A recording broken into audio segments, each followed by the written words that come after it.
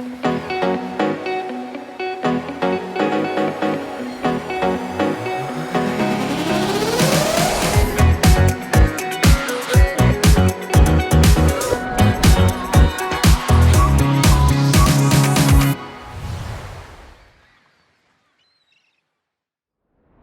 Donald. Hello, Delphine. Welcome to my circle. Thank you. Glad to be here. I'm so happy to have you here. Likewise. I always like to talk about how I know, because we actually met very recently. You're one of my newer friends. Correct. We met during COVID. I know. Crazy, right? Yeah. So good silver linings do come out of COVID. Yep. So I'm so happy that I got to meet you, because I remember the first time I met you thinking, what an incredibly dynamic person this is. And the more I got to know you and got to hear more about your story, I was like blown away. So I'm so happy you're here and get to share that. And Thank for you. people who, and by the way, that drink of wine. It's a good idea, right? It's a good idea. It helps. Definitely. Not 100% today. You are a two-time US Olympic volleyball player. Correct. Both the 2004 and the 2012 games. You skipped 2008, but I have a feeling there's a story behind that. In Athens and in London. And you're amongst the highest awarded volleyball player in history. Interesting, yeah. Look at that. And you're in my house. Thank you. Drinking wine. Yeah, drinking wine. On a fireplace. Not a bad thing. Newport Beach. A fireside chat. Life cannot be better, right? You also played professionally. You played in Poland, Italy, the Middle East. And you led your team to victory in winning the prestigious Italian Cup. I'm sure Good old amongst days. many old boys. Of course, yeah. So talk a little bit about your career and kind of what the highlights were there. Correct. Yeah. Volleyball for me is it's a wonderful sport. It's a family sport, but it's also a very difficult sport. It's very complex, right? When people look at volleyball, they think, it's easy, to play. It looks easy. It looks easy, right? Till you get on the court, beach, indoor, or, the pool, right? And then it's complex because you got 6 people on a tight space, they all have to work together, and you have 3 seconds to make a decision, it's because ball comes, ball got to go over, and the rules are different, right? So it's a very complex sport. It requires a lot of skills, but also it requires a lot of critical thinking and fast thinking as well. I mean, I have, my position was as like a setter, like the quarterback of a team, right? But the quarterback sits back, it's got like 10, 15 seconds, looks around, runs around, and can throw a ball. I have 1 second. The ball comes to me and I got to figure out who to give the ball to, and and then know my opponents, and also we have to win points and win a game. So it requires a lot of skills, physically and mentally, and also spiritually. Like, right, as a setter, you got to be the leader of a team. Now you can be verbal, you can be work ethic, doesn't matter, right? So I love being both, verbal and physical. So at a young age, I realized I had a good skill about that, to be a leader and to help my team win and lead them. And I was, I never forget my dad. He told me, it's like, hey, you want to be a setter or a hitter, right? Like a wide receiver or a quarterback. And I said, I love to hit, I love to spike the ball hard on the ground. And he said, like, well, can you count how many good hitters are in the world? So I start counting, and it's like too many, right? He said, can you count how many good setters are in the world? And I just start counting, and I stopped in one hand. So it's like, who you want to be? The few or the proud, right? So that's what kind of sparked my interest. I'm like, how can I be the best in the world? At a young age, I had this, this goal, this dream, like I wanted to be the best volleyball player in the world. Now, sadly speaking, my world was Albania, and we can talk about that later. But, it was 3 million people, size of Orange County, and it was communism. And we'd have no freedom, no dreams, and no choices to become the best in the world. The world was bigger than my dream, right? And then when I came to America in 95, that's when I started truly dreaming about, like, wow, okay, I'm in America. This is the best country in the world. It's the best volleyball country in the world as well. Top 3, won the most gold medals. So how do I make it here, right? Like, how do I become that best volleyball player in the world? And I got really lucky to go to USC out of Boston. USC took a chance on me. I was a young kid out of Europe, spoke about 5% English, still have an accent, doesn't go away. And, failed the SATs 3 times, but I was persistent on that dream of becoming the best volleyball player in the world. And then showed up at USC. And that's when I started really realizing how far behind I was to becoming the best setter in the world, right? So I got to work, honestly. I got to work with the help of my coaches, the help of my teammates, and kind of seeing the opportunity that this country gives you, I said, okay, well, I have a beautiful gym, I have a beautiful weight room, we have milkshakes, everything, protein shakes, No, everything. not milkshakes. Well, milkshakes do help as well. I didn't know that. I came here, great calorie intake, to play 10 games, right? But and I just saw the opportunity, and I saw that like, hey, why he or she can be better than me? I never understood that because in Albania again was such a tight-lipped country, and here it's like, well, if I'm good enough, I can make it, right? So at USC, that's when I started becoming a really good player with the help of my coaches and my teammates, and start winning awards, right? Like I was very hungry for success. I was very hungry to be better, it's even 1% every day. I was like, my goal was to get better every time, to get stronger, to get faster. Again, volleyball is a complex sport, so you can be physically gifted, but if you don't think fast, then you can be the back of the line, So I kind of applied all those lessons I learned at a young age, to become the best setter at USC, right? I was like, okay, how can I win this game? How can I lead my team to victory? How can I support my teammates? How can I watch more video? Or what am I lacking? What skills am I lacking? So I talked to the coach, strength coach, whatever it took. I'm like, hey, whatever it takes, I want to be the best, And those guys gave me a plan of action, right? And then I just got to work. And then, month by month, year by year, I became, also at USC, a 2-time All-American. I became the player of the year. And back then, I was still not American, so people were very upset, like why this kid from Albania came to USC and became the number one setter in America, right? And that's when I finished college at USC, I said, okay, well, now I'm ready to take over the world. And my goal was to go play professionally in Europe, right? I'm like, okay, I came, USC was awesome, but then my teammates told me like, hey, you should go apply, you should go try out for US Olympic team. I said, you crazy? I said, that's the top of the world, right? I'm here. I dreamt, I came, I did it for what I could, right? But it's like, yeah, man, don't give up like this. It's America, you just try out. And at what age were you at that point? I was 23. I was 23, 24. And then I never forget, I called the USA Olympic coach and I was like, hey, coach, you know of me? And it's like, yeah, we've seen you play, of course, but I said, like, I'm going to be an American in 4 years. Can I come and try out now? It's like, well, you can't because in Olympics, you have to try out, you have a quad, what's called, you work and play for 4 years for one tournament. And so people don't understand how hard it is to be an Olympian because you work 4 years. Tournaments, training, strength conditioning, performance. Then every summer you get new kids, it's America. So you get the best of the best from all the colleges, all Americans and player of the year to get your spot. So every summer, it doesn't matter how good you are, you have to perform and earn your spot and keep your spot, right? And then in 4 years, many things happen, right? Like you can join in 2000, but 2004, maybe you get injured, maybe you get, slow, maybe you get married. Who knows, right? There's a lot of factors that differentiate, us from other sports like NFL and NBA because you have every year to repeat or be on the team. So when he said 4 years, I'm like, I want to come now. It's like, well, if you get the passport now, then you're more than welcome to come and join us. So in summer of 2000, USC helped me with, some government, representative. I was supposed to be American anyway, but, they kind of fast forward the process. And then September 2000, after Atlanta Olympics, I joined the US Olympic team in Colorado Springs at the Olympic Center, which when I walked in, I started crying because this is, top of the world. Michael Phelps was next to us. And back then I didn't know who he was, or Rulon Gardner, the most famous wrestler in the world. We're all training in the same gym. We're eating in the same cafeteria. We're all spending, time together. And that's when you get this like adrenaline, this free oxygen is called, It's like, such a brotherhood amongst Olympians, right? It's a tight group. It's like 1% of 1% of the world, right? So once you're there, then, you either have to be really stupid or lazy, but you don't get that there, right? So then it becomes competition, that 1%. Okay, how can I improve 0.5% from you and the other guys, to be on the team and stay on the team. And then my first tournament was in Japan. And that's when I started wearing, the USA jersey and the national anthem. And I cried because you have 50,000 people, fans in Tokyo, booing against you. And here we are, 12 guys, hand on, heart. And, I'm a newly kind of appointed American. I didn't quite understand America well till I saw that kind of brotherhood and pride, traditions of Americans. And I said, man, this is going to be a fun ride, Yeah.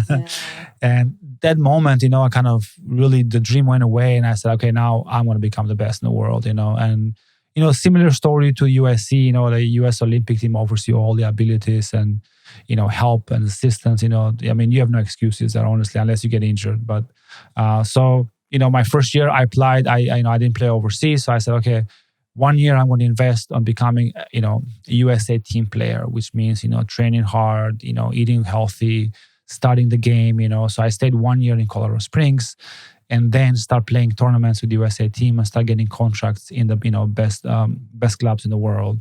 And the highlights of my career, I mean, honestly, I would say there's too many, but being Olympics in Greece, that was till this day I'll never forget that, because Greece and Albania are neighbors, right? And the Greeks, when we were in communism, the Greeks were wide open, there was democracy. So we didn't know what the Greeks were or how they were or who they were, right? Till the borders opened in 1991. And then we saw the kind of like the difference of life and, how way ahead of us they were, And then, in 94, I had to walk to Greece to go try out for a volleyball team. My life has been all about tryouts. I have not felt anything, but in Greece, I went for 2 days. I walked over the border and tried out for a volleyball team. And they cut me because I was this Albanian communist, whatever. Politically, they were not the right climate back then. And then 2004, so 10 years later, as a young kid, I was dreaming to be the best in the world. I went to Greece, didn't work out. And then here I am representing the US Olympic team in Greece. The opening ceremony, I'm with Kobe Bryant, rest in peace. LeBron James, I'm like the top of the world. I'm walking because USA is, alphabetically in the opening ceremony, you walk last. USA always walks last, right? So you have this 100,000 people just start chanting USA, and it was I couldn't walk. I mean, I was crying like a baby, honestly. I bet there were a lot of people crying, right? It was. Like coaches and women and men. I mean, it's such a fantastic. Because again, 4 years to be there, and you are there, right? And then you have the Olympic Village where all the athletes are together, and that was incredible experience. From Africa to Middle East to Europe, you got everybody together, eating the same cafeteria, saying hi to each other. And, so that kind of like pumped my dream, to become the best in the world even more, That's when I realized, okay, I'm here now. Now I just got to continue to maintain and get stronger and better. And that kind of training, those 4 years with the USA team took me places, to Italy. I was in Turkey when we won 3 championships. I was in Greece. We won the Greek Cup. In Poland, we won the Greek, the Polish Cup. I moved to Argentina. We won all the awards there. So I would say, there's too many, winnings. But, qualifying for the Olympics, because people don't know, you actually have to qualify for the Olympics. Doesn't matter how good you are. We're playing Cuba in Puerto Rico, 2003. And there's about 25,000. I mean, Puerto Ricans are very emotional and very loving and caring, but they're very wild for sports. And it's a small gym, and they're supporting Cuba. And it's Cuba USA who goes to Olympics. I mean, it's like a movie, and it's just point and point and point and point. And, it's like a ping pong game, it go 2-2. It's like the 5th set, the last few points. And I get in, and I had to jump serve. I had to serve for a big point, talk about pressure. And I'm here and just got 25,000 people yelling against you, throwing things, Oh, wow. And, we won that game. And just to get that, that feeling that, hey, we qualified for the Olympics and beat Cuba, who is one of the best in the world as well. And at a different side against all odds, against, people who don't like us too much, not, politically, but, at that moment. So, those kind of experiences, last a lifetime, So, absolutely. Yeah. All right. So take us back. Okay. Take us back to growing up in Albania. Mm-hmm. Your dad was a volleyball coach. Mm-hmm. Correct. Yep. What age did you get started playing volleyball? So growing up in Albania, the good, bad, and ugly about communism is that when you're a young kid, is fantastic, honestly, because it has a lot of sports. Mm-hmm. Like we had a lot of, every day we had sports. We had 2 PE classes a day. Imagine that, Crazy. Once you go to school in the morning, you do a PE class. That's the first thing you do. You don't do math. You do PE class. And then afternoon, you got a PE class. And then you finish school and you go to your, sports, wherever you want to go. And then weekends, we get hiking and the beach. So, growing up, I love sports because we were so exposed to every sport. We didn't have football, American football and baseball or hockey, but, normal sports, right? And I was tall. I don't know why. I asked my mom all the time. My parents are not so tall. They're like 5'8", 5'9", and I'm 6'5". So I have no idea where I What come the from. mailman looked like. The mailman was short too. I remember him because the milk that came, the guy was short. Albania is not a tall country, right? Okay. So no idea where I come from. So thank God I became tall. But I was tall at a young age, right? And my dad put me in soccer. Growing up, soccer is a big sport in Albania. And he had a plan, which now I understand why. So he put me in soccer for 3-4 years. Soccer, swimming, and track and field. These 3 sports. My dad played volleyball. He was a very famous setter, one of the best coaches in Albania, represented the national team and, Junior Olympics and Balkan Championships and, kind of Mediterranean Games it's called. So he was a very famous coach and very famous player. But, to me as a young kid, I didn't know better.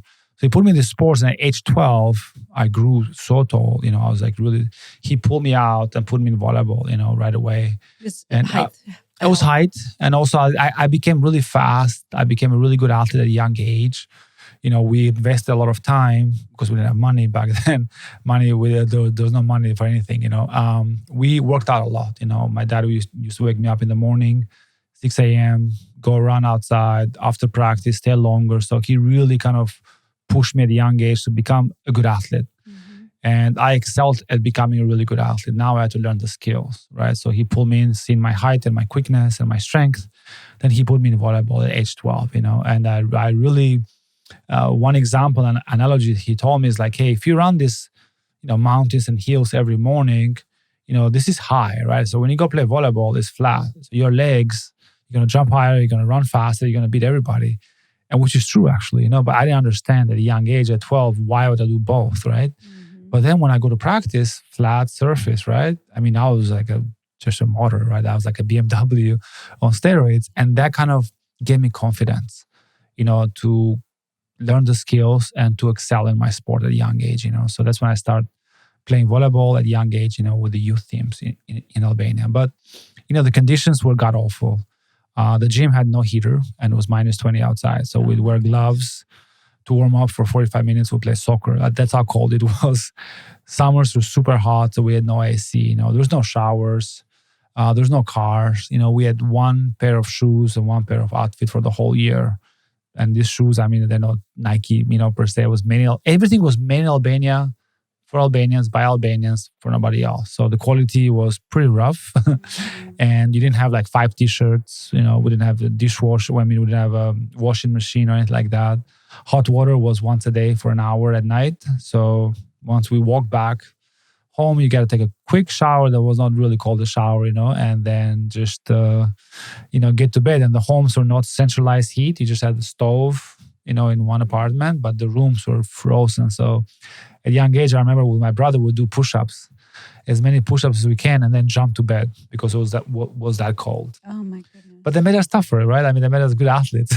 I guess. Yeah. So that was growing up and food was scarce. We had to wake up at 4:30 in the morning to stay in line to receive our portions, not to buy, to go to a store at 9 a.m. Each neighborhood had, they count the families, family of 4, you get 4 pieces of bread, 1 piece of meat or 1 piece of cheese, for the day, and that's it, So if there's some problems, in the food chain, whatever you call, then once you get in line, if there's no food, there's no food. Mm-hmm. So sometimes my favorite meal was just sugar because we didn't have, there's no food left, So I'll just eat a lot of sugar and drink water and then just go to practice, or bread and butter sometimes, Wow. So it was, growing up, I didn't understand why I was hungry all the time. Exactly. But they kept us skinny. I don't know. It kept us healthy. So you came to America at what age? I came here when I was 17, 18, And how did that decision get made? Interesting enough, like our grandmother, rest in peace, she was born in America in 1920s, which is crazy. And we knew a little bit of that, but during communism, we couldn't talk because they put you in jail. They throw your keys in the water and you're there for 50 years. Anything had to do with America, you're done forever. And everybody somehow in Albania was either officer or the army or the navy. And so there's more people in the army than people working normal jobs. They're all spies, which is, again, communism 101. So my grandmother was born here, 1920s in Philadelphia. And in the 30s, Albania, that region was after the Ottoman Empire, was a kingdom. So it was a very flourishing country. Geographically, it's very interesting because it's Middle East, Africa to Europe, the ports and the city, the country. So I guess somehow they invested money back then. They went to America, they went to Albania. I had some cousins, and they opened a ton of businesses. And then when the wars happened, the World War I and II, they wanted to sell everything and come back to America, right? But we got lucky and unlucky because I wouldn't be here. But our crazy president was communism, so he sealed the country. And my grandmother and her cousin they couldn't leave. So actually, my grandpa went to jail for 10 years because so-called American spies, even though they were just business people. And they took all our properties, all the money, and we were persecuted all our life in terms of as so-called American spies. And that's why my dad was, for example, my dad was really smart in chemistry and biology, but they made him a PE teacher. They said, you're going to be a PE teacher, you can never leave the country. And so I knew something was wrong, because we always had the police around us and stuff like that growing up. But then when the 89, the Eastern Bloc went down and Albania from communism became chaosism, I call it. I don't know if there's a word for chaosism, but, all of a sudden this country is locked, it's sealed for 50 years. You got nothing to eat and people are starving and one TV channel, no toys, no games. I mean, nothing, you just play outside, you come home and you go to school and, you told how much money you're going to make, which was, I don't know, $5 a month, where you're going to live. Thank God they don't tell you who to marry, but that's it. You got no opportunities, no growth, nothing, right? And then opened up completely, just boom. And that was crazy, to see people become wild, friends and family and gangs and mafia, it was pretty, people with AK-47s shooting, killing. There's no rule of law, there's no police. Because during communism, we had one police officer per neighborhood. Because it was so safe, right? I mean, you could leave the door open, nobody stole because they kill you. So then you open up, it became chaos. And then people were trying to, escape to Italy, to Greece by foot, like me, people went with the boats, people died. And it was pretty rough at I was 15, seeing these things happening, walk down the street and people just run and stab people and shoot people. It became religious wars. And it was a pretty bad time, dark moments of history, for our country. And then that time, my grandmother said, hey, we're going to America in the 91. And I thought we were going to have a heart attack. I said, Grandma, first of all, don't show that passport. She had kept the passport from 1945, right? The old American passport. And then she said, I'm going to walk into the American embassy, which was sealed by soldiers and stuff. So she walked in with us. We were waiting outside. And then in a matter of 6 months, they took her to America. I mean, it was crazy. Going from a world of nothing to see my grandma walk to the American embassy.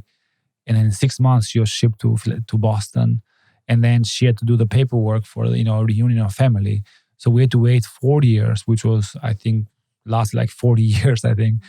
They said, hey, you might come, you might not go. You might go, you might not, because the papers, we didn't know, did all the tests and stuff. So 95, we got shipped, sold everything. I mean, whatever. My parents had $400 and then moved to Boston, me, my dad, my mom, in the winter of 95. And were you leaving with the idea that you were never going to return? Yeah, I mean, we're gone. I mean, that's it. Forget the friends, forget everything. We're going to America. This is the land of opportunities and escape from, chaos and poor and everything, And then we moved to Boston in the winter of 95. In February, I never forget, it was snow. Couldn't see up the hill, It was just a, dark winter. But we had better shoes here. But that's why it was incredible. I know we showed up with nothing and then we got so much stuff from the church, from the neighbors, they knew we were kind of immigrants, political immigrants, and they really cared about us. And we didn't have Coca-Cola, we didn't have gum, we didn't have jeans, imagine showing up to Boston and have Levi's jeans and Coca-Cola. And I never forget my first job was Dunkin' Donuts and I was washing dishes, but I never seen Dunkin' Donuts. So I was eating it was apples till I gained about 25 pounds. And my dad and I stopped working there, because they would throw the donuts away at night. I didn't know that. I'm like, you can't throw food at night. You're crazy. So I'd take these bags. I'd walk home. I didn't have a car for a year. And would walk everywhere. And I'd just eat donuts, at 3 a.m. in the morning, walking home after work. Crazy times. Well, we had that experience too. We once lived next to a grocery store. Mm-hmm. And somehow my sons figured out that they dump they take the donuts and they throw them out at the end of the night. So my boys would come and they'd bring in bags of donuts. And I finally figured it out. I couldn't understand why they kept gaining weight. So we moved away from the grocery store. I know, who throws food, right? It's crazy. Yeah. I know. But yeah, those are interesting times, in Boston. Yeah. So you obviously continued to play volleyball, but had you graduated from high school at that point, or did you have to go to we high have to school sit here for another 10 hours, So so when I came here, I was 17 and I left high school, right, in Albania. And then, my dream was to become the best player in the world, right, for volleyball. But once I came here, nobody cared. I mean, Boston's like, who are you? Yeah. My cousin said, like, you got to go to work. Who's going to pay for your, we stayed in one room, shared a 2-bedroom apartment with my aunt and her family. So me and my dad, my mom slept in one room. And then my aunt and her, and her family stayed in one, in another room. And then the cousin came after the first month, like, you guys are good, everything good, you got food, everything. I said, yes, now you got to work. I'm like, why? Who's going to pay for this? Like, you got a nice life and car and house. Like, no, son, welcome to America, right? So the first, we started working. For a year straight, I was, me, my mom, my dad, and my aunt, we were walking to the hospital about 2 miles up the street, washing dishes, different stations. Everybody had different station in the kitchen, but I was a dishwasher for a year straight. And at night, I was, Dunkin' Donuts. And then after 6 months, I told my dad after 8 months, we're making good money, good money, $7 an hour. You can do the math, right?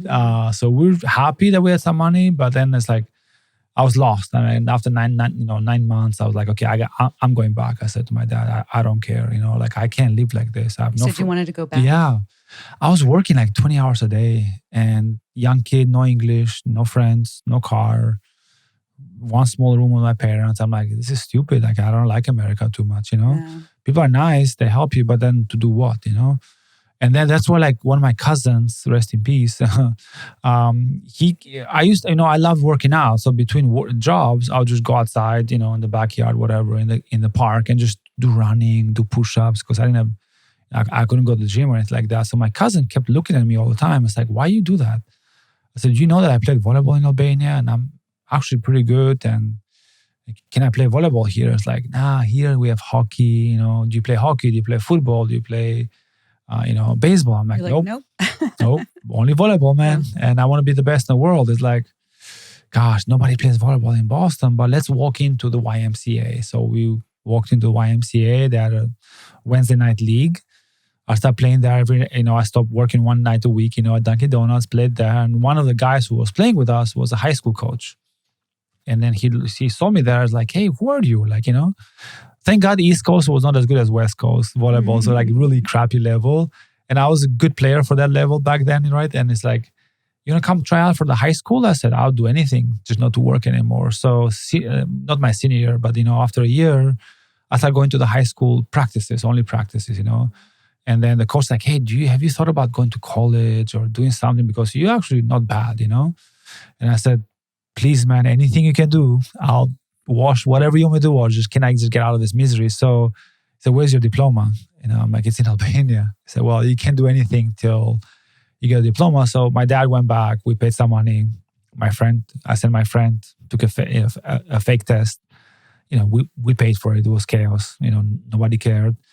And then we brought a diploma. And then the coach said like, well, okay, let's talk to some colleges here. And the first college he talked to was Harvard University. So I have a 3-week walk of fame to Harvard, So I actually tried out for Harvard University and, didn't make the team. Didn't have money, I didn't know what Harvard was either. It was just clueless about America, right? It was just the local college.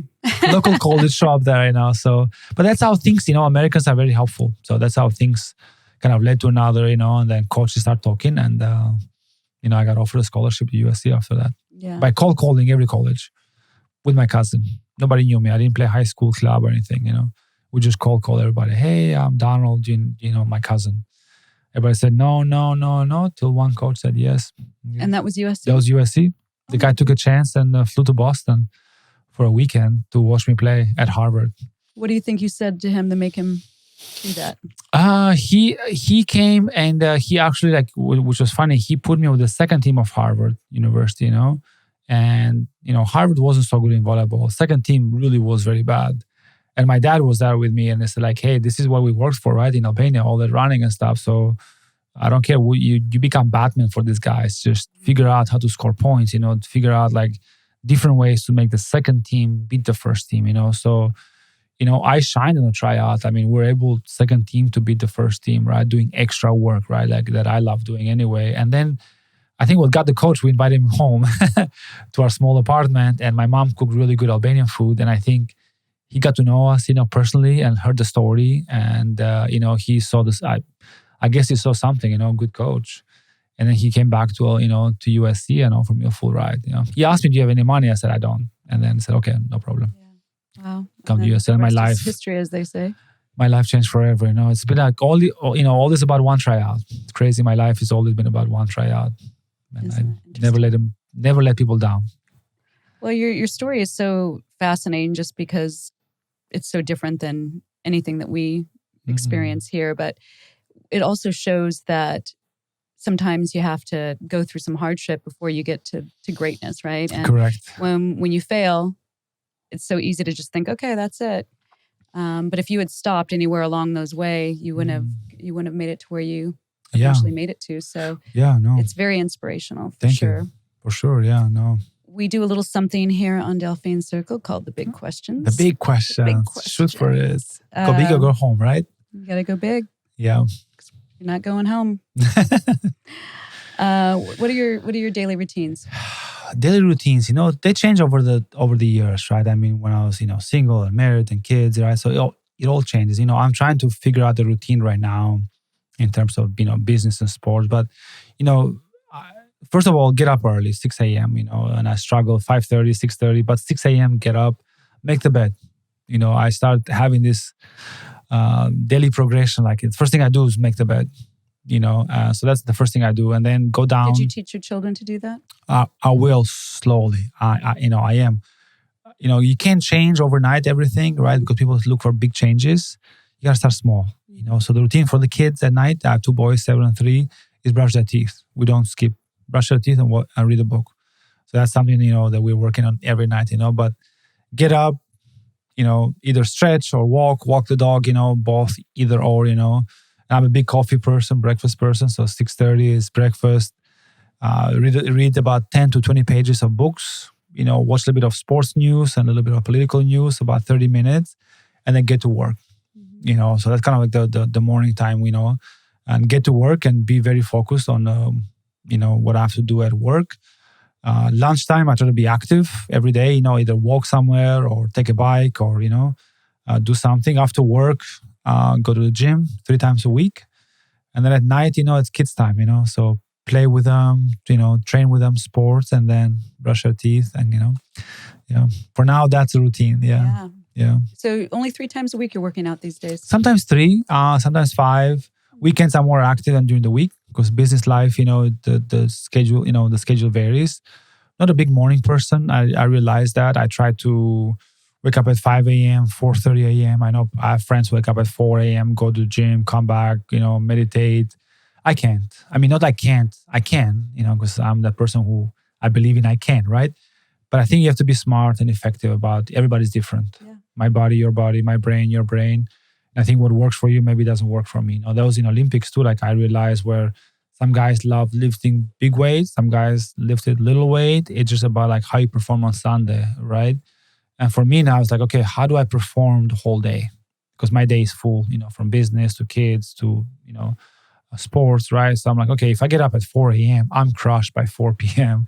I won't make it. And I don't want to drink like 10 coffees a day. That's not very healthy. So I realized 6 a.m. is very good for me. And then 10 p.m., 10:30 is a good time to go to sleep, So working out weekends, I become more active, swim in the ocean, play beach volleyball. So like, I try to do like 3 times a week, gym, and then weekends out.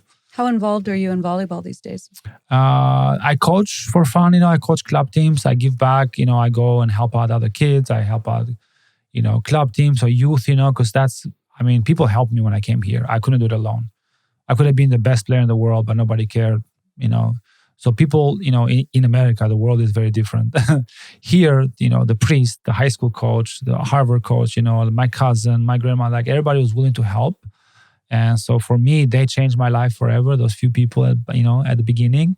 So I want to change some kid's life, in volleyball. So I go around, talk or help or train. So with youth, I have a big passion for that. And then I play beach volleyball every weekend. I love the game. So yeah. Is it important for you for your children to play volleyball? Not really. I wanted to be athletes. I want to be in sports. Mm-hmm. Because it's a huge benefit. It doesn't matter if you become the best or the worst. For me, like I had a really good conversation with my son yesterday. Leo, he's 7. He was doing some volleyball practice during the day, and then he has taekwondo at night. And then at the volleyball practice, he was losing, and he stopped playing, cried, and my father-in-law is coaching him, right? So he came home angry. So I talked to Leo and I said, hey, look, it doesn't matter if you win or lose. What matters if you finish. You start something, you finish something. And then in between, you give your best. I said, whatever you have. If you lose or win, then we figure out at the end. I said, now we're going to taekwondo. And I said, we're going to go there and you're going to do everything you can. I don't care if you're tired or not, but you do whatever you can. You start, you finish, like school. And it was the most incredible transformation for a young kid, 7-year-old, who was crushed. He was crying, to go into taekwondo and start giving this like huge energy back, to the coach there and the kids, and was kicking and punching hard and like this huge smile, So for me, those are incredible things, that you can, empower others, So that's why sports is powerful, because you learn young age, winning, losing, teamwork, emotion, controlling. We know in the world right now, people have a hard time controlling emotions, right? And sports teaches you how to not control, but deal with them, because we're going to have emotions forever, right? Everybody does. But how do you deal with that? How do you deal with adversity, winning, losing, sacrifice, success? I call it the triple S. You have to suffer and sacrifice a little bit in order to be successful in any field. And I think sports kind of really, it's like centralizes that, right? Yeah. Because like if you don't sacrifice a little bit and suffer, you get up in the morning, you soar, you sacrifice time, right? Like, you sacrifice parties on the weekends. But then if you do those things, then most likely you'll be successful one way or another, right? So for me, that's why sports is important for my kids. That's a lesson that I learned probably later than I should have, because I have 2 boys, and I never played any sports, and their dad was not a sporty guy who had zero interest in athletics at all, more of an intellectual type. Which is great. Hey, which is great. They both work. Look, school first for my boys, 100%. But I did learn as well. that it is important, because what boys learn in sports are those types of things, right? Like teammanship and stick-to-itiveness, and it's okay to fail, and there's a camaraderie that's associated with sports. And when I remarried, their stepdad was like, "Oh, absolutely, these kids have to be in sports." I was like, "Oh, okay." And it really did make a big difference. And both of my boys, looking back, are very happy that they got into sports, even though it was a little bit later in life, and they never were really great athletes. But they might disagree with me on that. I'm sorry, kids, you guys were awesome. But think about social aspect as well. You learn how to make friends. Yep. Like it's so hard. I see kids now, like they're so locked down, right? Especially during COVID or even before COVID, like kids, intellectually it's great. Like you have to learn and do STEM and all this arts and stuff like that. But like, if you don't become social, if you're not able to say hello, how are you, present yourself, like just a pure, hey, you go any high school. If you bring some kids or whatever and say, hey, present yourself to me, just simple. Hey, they're gonna be like, they have no idea. But grab some athletes and say, hey, what's your name? Hey, I'm, Johnny or Jamie. I'm surfer. Nice to meet you. Right? There's a huge part of social, development. Of course, huge in sports. Because every day they have to do that. They're forced to be a little bit uncomfortable, and then you build on that. So, tell me something that people would be surprised to know about you. I love wine. No, I'm just kidding. Nobody's surprised. The tough one, yeah. Gosh, yeah. I mean, I'm afraid of heights. I'm a tough. I'm a tough person. I'm very strong. Gosh, but if you get me, I'm afraid of flights. I mean, I flew all over the world. I flew like thousands and millions of miles. But every time I get on the plane, I shake. Aww. Every time the plane shakes, I shake. It's weird, So I'm afraid of flights and heights. Yeah, big time. Okay, I would not have guessed that about you. Big time, Yeah, but yeah. So on a philosophical question, what do you think is the purpose of life? Why are we here? That's a deep one, right? Yeah, that's a big one. Oh, and like I've thought about that for a while, especially after you finish sports, right? Like I had a goal and a purpose in sports, right? And I knew where I was going. And now, like, finishing sports and kind of normal life, right? Everyday life and kids and business. And it's kind of like, okay, why am I doing this, right? Like, okay, you make money and then what? You have kids and then what, right? Like, and then, you have a family and then what, So I think, it's a very deep question that each person has to answer himself or herself, right? Like it can be family because the kids grow up and go, right? Like, and then your wife or husband or the business, everything comes and goes, right? So I think it comes down to personal beliefs, and I think for me, I find joy in helping others. It's weird, like I'll do anything to help somebody. Like I even lose money or lose sleep or lose something, right? To help somebody succeed. Like to help somebody in need. If you call me, I'll help you. I don't, whatever I have. So for me, I'm trying to find that out. Like, what's my purpose here? And to be like that kind of, help. To be that transformation person for other people. But first, I have to transform myself, and I think that's where we get stuck in finding our purpose. Because if I don't know exactly what I want.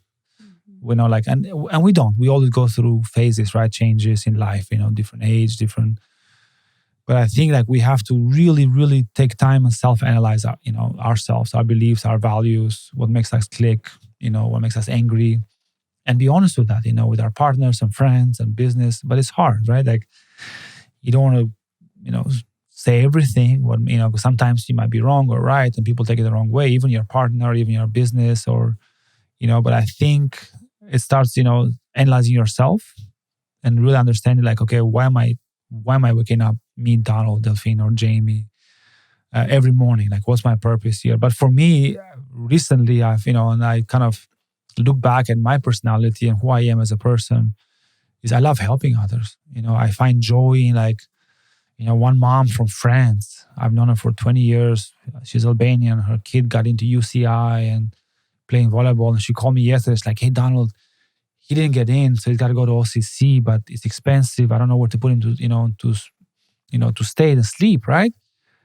I forgot about my work.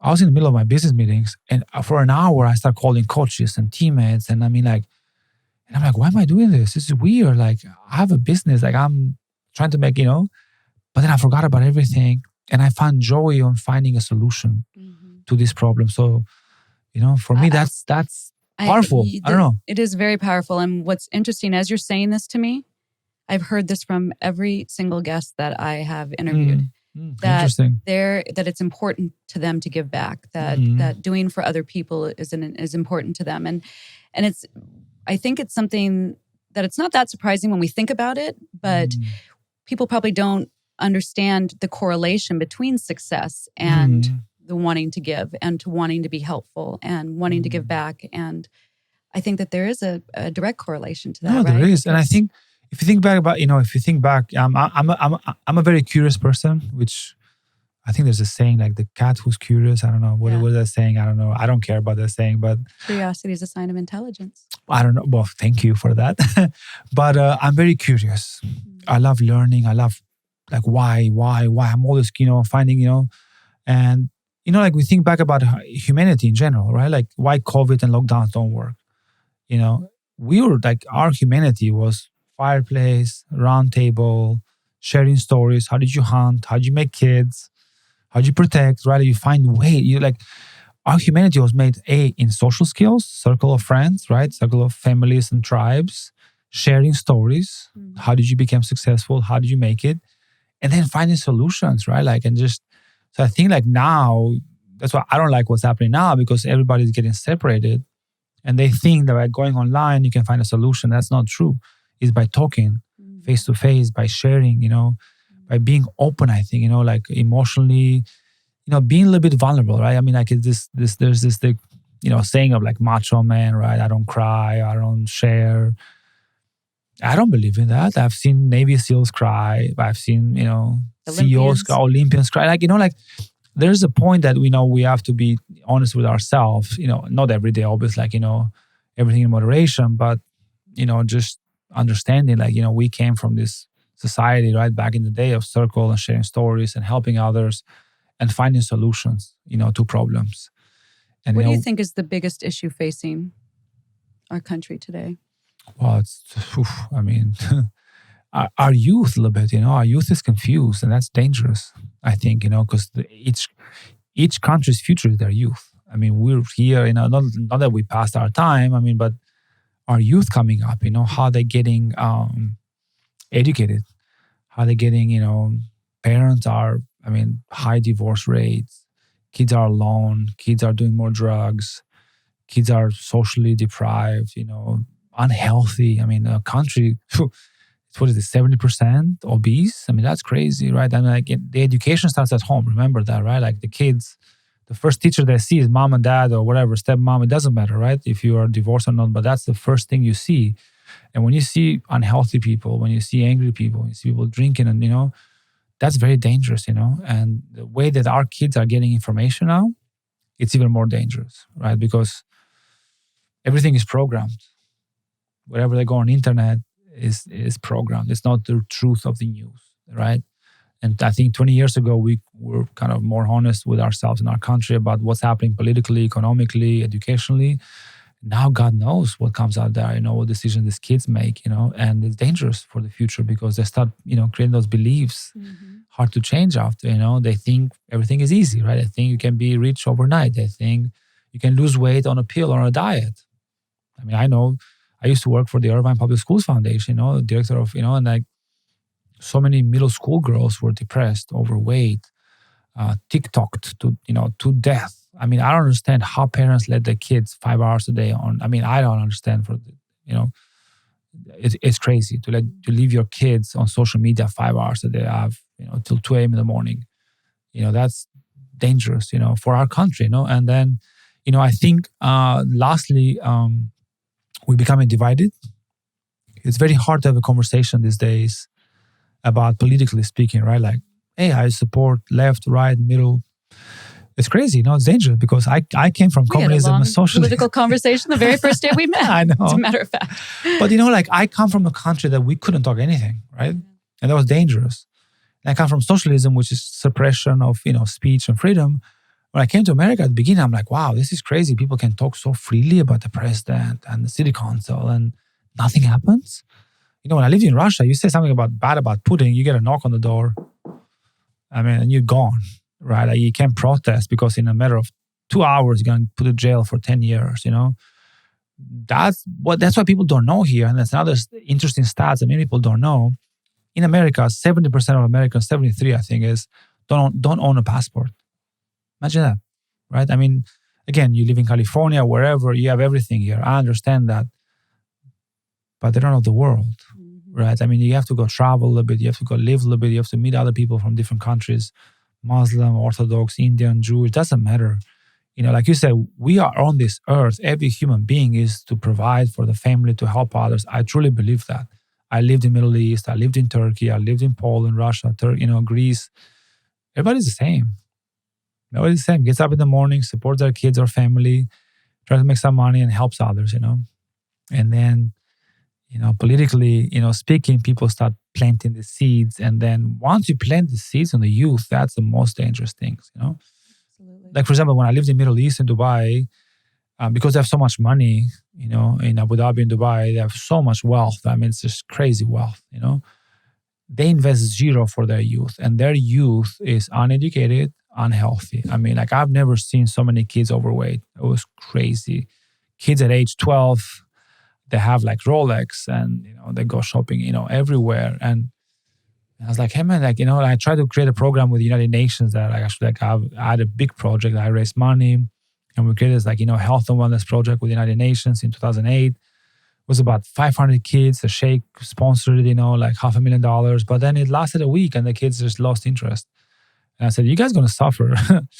Because money comes and goes, but this, your kids are unhealthy, not educated, and you can hire the Germans or the Americans to do your projects, but your future is your youth. So I think that's the most pressing issue in America now, is the way our youth is being raised, home-wise, education-wise, and information-wise. Tell me a goal you've yet to reach. Build a successful business. Yeah, I'm failed. I failed. Not failed. Yeah, not failed, but learning along the way. I was an athlete for 20 years, and when I retired, I fell in love with business. My first year in America, and that's why you gotta have experiences and uncomfortable experiences. That's the only way you learn. That stick forever, right? And when I was working as a dishwasher in the hospital, the manager called me on the side. They said, "Hey, we got a person sick. Can you come and help us?" And I said, "Sure, I'm not doing anything. I'm at home, so I come." The next paycheck, I get the paycheck, and it was double. So I went to the manager. I said, "Hey, maybe you made a mistake." He looks at me like I was smoking weed, right? I was like, "What do you mean?" They're like, "Well, it's double. It's $14 an hour." Like, "Well, if you work overtime here, you get paid double." I'm like, "Excuse me?" So I'm like, "So you're telling me like if I work good or if I work hard?" "Well, if you work good and hard, then we pay double, triple. If you work on Sundays, we pay triple." I mean, I never stopped working for 7 days. I mean, I was like a machine because I realized the world, like in the world, you can be the best. There's a cap to what you can do. That's this much money, that's it. When in America, my first job ever, and at Dunkin' Donuts, we're getting tips. I mean, there's no tips in Europe, right? So when I serve a coffee and a donut to a lady, and then it costs $2, and she put 25 cents, I'm like, "Excuse me, you're like, can I take the money back?" She's like, "No, it's for you." I'm like, "What? Why?" And I asked this lady, I'm like, truly never forget, like, "Well, you were very nice, you smile, you gave me." I'm like, "That's it." Right? I never stopped smiling the whole time, like at 2 a.m. in the morning. That's where you but get that smile. But those are lessons for business, right? So when I finished my career, I'm like, okay, I know if I'm good enough in business, then I'll be successful. I don't know what success is. Honestly, it's money, it's building, selling businesses. For me, of course, monetary, we all want to be, successful, right? Because it doesn't buy you happiness, like we say, but it does make your life easier, right? For your kids and family and travel, all that stuff, But success for me in the business world is like building something, finding a solution, and not exiting, but blowing it up, right? Like being an Olympian in the business world, So that's my project, that's my goal, to find, and I still haven't found my, where I belong, right? My true North Star in the business world. I'm looking for it. I've tried, I've invested, I failed, I lost businesses. It's not easy when you got kids and family, but I believe, that it's about that one deal, that one opportunity, And that's my belief that one day I'll make it big, That is either finding a solution to a problem, making millions of dollars, and then, I love the world, and I want to travel. I want to live in Europe and America. So that's my, forever goal, is to create an international business. It requires me to live in Europe and America. There you go. There we go. It's now been defined, and you will achieve it. I hope so. That's my goal. When's the last time you were in Albania? So first time I went back was in 2015, after 20 years, because I couldn't go back because I escaped the army. You have to go to the army. Every kid has to go to the army. So I couldn't go back. I was on the blacklist. It was, stupid. But I went there 2015, and then second time was 2 years ago in 2017. Yeah, so twice in 26 years. I heard you're kind of famous in Albania. Yeah. There's not many Olympians. There's actually 0 Olympians. Yeah. So, really? Yeah. Well, it's 3 million people, and we were suppressed for 50 years. And many athletes, it's not easy. People say like, "Oh, you got lucky, you came to America and you became an Olympian." I'm like, that's good for you to say, but you don't know how I got there. I was a kid in Boston washing dishes. Like, how did I become an Olympian? You tell me. Like, when you see the USA Olympic team gym, I look small. You got guys 6'8", 6'9", 6'10", better shape, better resume, grew up here, club team, high school. The whole pipeline of USA team. And here I come, a kid from Albania shows up in the gym, and it's like, hey, it's mano a mano. Because the great thing about America is competition. Right? It's like, hey, if you're good enough, right? Like, if you're good enough, I pay you double, I give you a tip. But the volleyball was the same, and that's what got me going. I'm like, the coach like, hey, if you're good, if you help us win, and this is how or why, then you're going to start. That's it? Sure. So you just do the work after, right? So, so of course in Albania, nobody made it so far. And, and then I got lucky because I made it so far when the internet blew up too, right? Because back, if I was so successful in the 60s, nobody would have seen you. But people were like glued on TV. This is one of, and I'm very patriotic. I love my country. I love Albania. I love America. So every interview, like I'm very kind of, I'm proud Albanian, proud American. This is the two best countries in the world for me. And I'm just super lucky to have the kind of, one of my agents told me, he's like, you're lucky because you got like that Albanian blood and heart, we're very tribal and loyal and hardworking, but you got American mindset, right? Like you got lucky to combine those two and take advantage of that, So those are not things that you would traditionally think of Americans as. What do you mean? Like loyal and... Well, it's hard because such a big country. I mean, how, but very patriotic, very helpful, very honest, hardworking. Yeah. I mean, like I started learning that at a young age, how Americans are. Loyalty is different, right? I mean, our country is 3 million people. We have one language, one race. I never seen an African-American person. Like one doctor came in 91 and he left in 2 weeks. Not because we're racist, we just never seen a black person. I mean, honest to God, like we never seen an African-American person. That's how our country was built, not because we wanted to. Now it's diverse. You have people from all over the world in Albania. I know we're a very welcome country, we're very open-minded, but how we grew up, our history is just very one race, one country, one language, and then we're very loyal to each other that's kind of got me in trouble in business, right? Because I was very loyal. And I understood that in America, business is very cutthroat, and you can't, trust by verify, right? Yeah. And I got hurt by that, So I trusted easy people, I assumed that they're gonna, they are who they are. And you learn the lesson and you move on. Gotta sacrifice and suffer, right? Apparently, that's the key. Why isn't volleyball a bigger sport?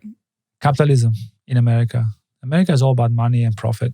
Right. So if a sport, if NFL or, all these, I mean, they're just multi-billion-dollar corporations and, from young, Nike's, I mean, you hear all the sad stories of Nike agents going to AU basketball teams. They see a young kid who was like 10 years old, they sign him a contract, give him money, So it's pure capitalism. Volleyball, it was invented in America, by the way, which is crazy. Yeah. In East Coast. Volleyball, the sport itself was invented in America. Well, that doesn't seem crazy to me. I think we're a big volleyball. Oh no, well, I mean we are bigger. Yeah, than most countries. And for girls volleyball, youth volleyball, it took over basketball. So that's number one for girls sports in America. Number one sport for 18 and under.